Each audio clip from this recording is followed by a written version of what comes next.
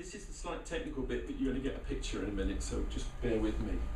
We used to have below 75% of GDP, which had much more money than everywhere else. So it was the peripheral areas, and Merseyside and Wales. What we've now got in the current programme is something called transitional areas. So they're not the worst, and they've sort of got a bit better, but they haven't got good enough. So there's going to be separate funding for those 75 to 90% GDP. This is going to give more flexibility and so on. If you want to have a look, these are the areas. Although it talks about regions, they're not quite regions. They're not 2 areas. So if we get across to the UK, and this doesn't come out very well on the screen, so you should have one of these in your handout. We've got Merseyside, possibly Cumbria, bit around Sunderland in the northeast, a bit around Yorkshire, Sheffield, a few other bits and pieces. These are all likely to be transition areas. We don't quite know at the moment because it's the last 3 years GDP and it won't be decided for a year and there might be a few changes. But it looks as if there's going to be about 9 or 10 areas. These are going to be more flexible, they're going to have extra status. That's cute, they're the most rural that we've ever had. Yeah, it's a really... It's very West odd. Midland bit. Yeah, Shropshire and Staffordshire. Yeah. It's on. They're quite underpopulated as well. You've got Cumbria and you've got all that, And between Cumbria and Northumberland, which you hardly get anybody with. Yeah. So they'll all be getting about £100,000 each. Might be a mass migration. Yeah.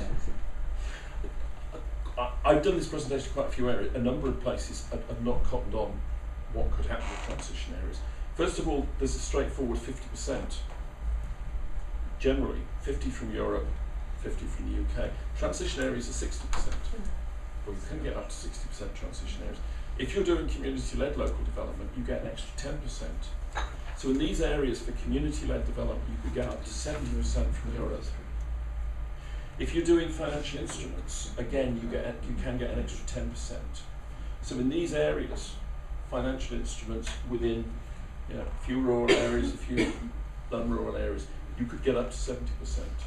are you more likely to get more yearly after in East African areas as well? Yeah, there's a different balance. It's 40% in transition and 52 in the other areas.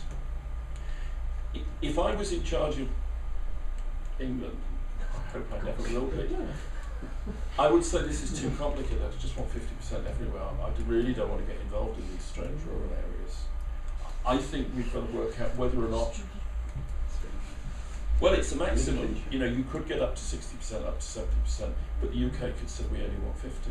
So one of the arguments is, do we actually want the extra 10% for community-based local development? Do we actually want to do transition areas? And also we need to hear what the European Parliament thinks, because I've heard the European Parliament is not that enthusiastic about transition regions, so they're still debating whether it's actually, taking away funding from other areas. So because the European Parliament also got co-decision power now in the structural Have a funds. bet with you, but no more than £1. It's been argued so much, I reckon it's going to come one way, but I could always be wrong.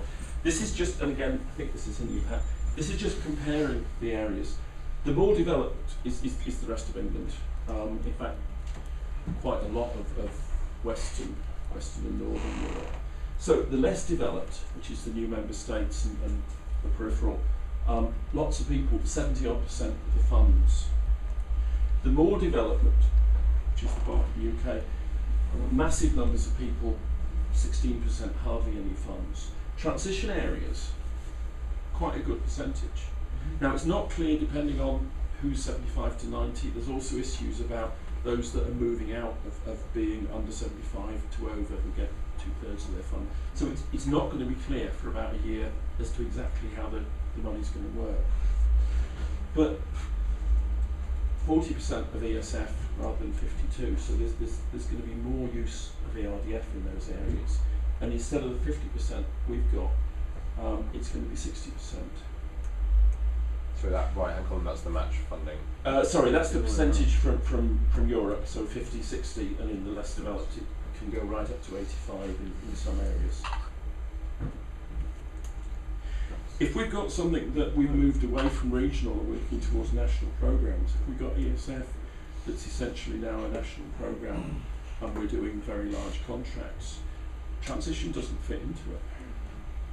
If we've got something where ESF and ERDF work together and it needs to work on the ground, that the current model is not fine-tuned enough, it's not delivering enough.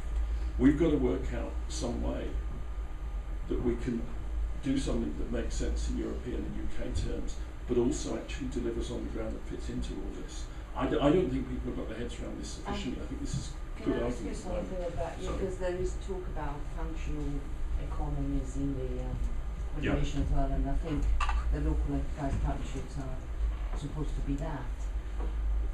What are your thoughts on the role of the local enterprise partnerships, which at the moment are, there was hope that they were going to pick up the pieces when we got rid of the regions, but they didn't.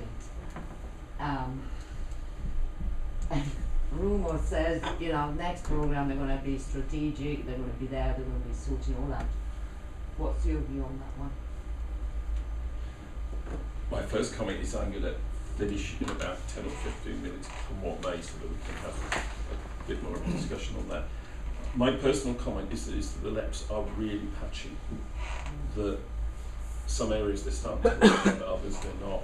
We're in the position at the moment of essentially saying the LEPs will bless something.